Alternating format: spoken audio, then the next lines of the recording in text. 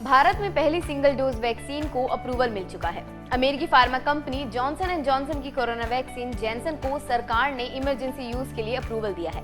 स्वास्थ्य मंत्री मनसुख मांडविया ने इस वैक्सीन के इमरजेंसी अप्रूवल देने की जानकारी ट्वीट करके दी।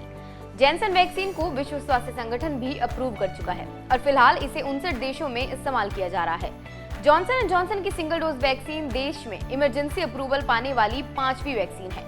इससे पहले कोविशील्ड, कोवैक्सीन, स्पुतनिक वी और मॉडर्ना को मंजूरी मिल चुकी है। जॉनसन एंड जॉनसन की वैक्सीन जैनसन AD26.CoV2.S एक वायरल वेक्टर वैक्सीन है। इसमें शरीर में मौजूद सेल तक एंटीजन को पहुंचाने के लिए एक वायरस का इस्तेमाल किया जाता है। कोरोना वायरस के जीन को एडिनो वायरस में मिलाकर बनाया गया है। ये सेल हमारे शरीर में स्पाइक प्रोटीन को बनाता है और यही प्रोटीन बाद में वायरस से लड़ने में इम्यून सिस्टम की मदद करता है। तो चलिए विस्तार से समझते हैं कि आखिर सिंगल डोज वैक्सीन हमारे शरीर पर कैसे असर करती है। दरअसल दुनिया भर में बन रही सभी कोरोना की वैक्सीन भले ही वायरस से लड़ने का काम करती हों, लेकिन इन्हें बनाने के तरीके अलग अलग होते हैं। विश्व स्वास्थ्य संगठन के अनुसार वैक्सीन बनाने के 3 तरीके हैं। पूरे सेफ वायरस को शरीर में उतार दिया जाए, सेफ वायरस के कुछ हिस्से को शरीर में डाला जाए, सेफ वायरस के जेनेटिक मटेरियल को शरीर में डाला जाए। इन्हीं तरीकों की वजह से ही वैक्सीन डोज और रखरखाव में फर्क आता है। जॉनसन एंड जॉनसन की वैक्सीन को मेडिकल की भाषा में AD26.CoV2.S कहा जाता है।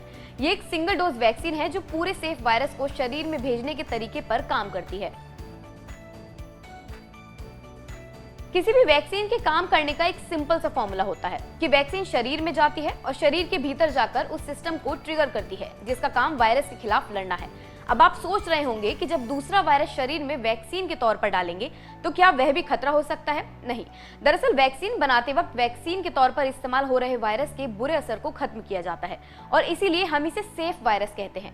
आसान शब्दों में समझें तो एक तरीके से शरीर के अंदर कोरोना वायरस का डमी भेजा जाता है। अगर बात करें जॉनसन एंड जॉनसन की वैक्सीन की, तो यह शरीर में प्रोटीन की शक्ल में एक खास जेनेटिक कोड भेजती है। ये वही जेनेटिक कोड है जिससे वायरस में स्पाइक प्रोटीन पैदा होता है।